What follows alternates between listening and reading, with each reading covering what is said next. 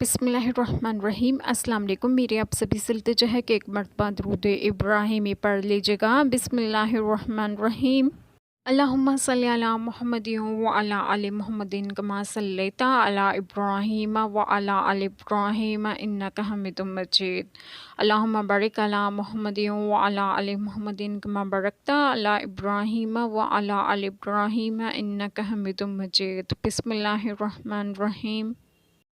اے مریم علیہ السلام، اپنے رب کے حضور صلی اللہ علیہ وآلہ وسلم ادب سے کھڑی ہو اور اس کے لیے سجدہ کر اور رکوع والوں کے ساتھ رکوع کر۔ یہ غیب کی خبریں ہیں کہ ہم خفیہ طور پر تمہیں بتاتے ہیں، اور تم ان کے پاس نہ تھے جب وہ اپنے کلموں سے کرہ ڈالتے تھے کہ مریم علیہ السلام کس کی پرورش میں رہیں، اور تم ان کے پاس نہ تھے جب وہ جھگڑ رہے تھے۔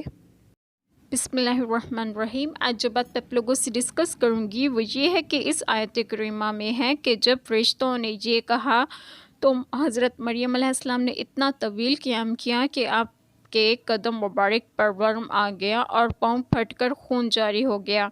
اس آیت کریمہ سے معلوم ہوا کہ اللہ تعالیٰ نے اپنے حبیب پاک صلی اللہ علیہ وآلہ وسلم کو غیب کے علوم عطا فرمائے، باوجود اس کے کہ آپ صلی اللہ علیہ وآلہ وسلم کا ان واقعات کی اطلاع دینا دلیل قوی ہے اس کی کہ آپ صلی اللہ علیہ وآلہ وسلم کو غیبی علوم عطا فرمائے گئے۔ اللہ تعالیٰ ہم سب کے تمام گناہوں کو معاف فرمائے اور ہمیں صراط مستقیم کی راہ پر گامزن کریں، اور آپ سب کو آپ کے گھروں میں خوش و خرم رکھیں اور صحت و تندرستگی بھی دیں۔ آمین۔ جزاک اللہ خیر۔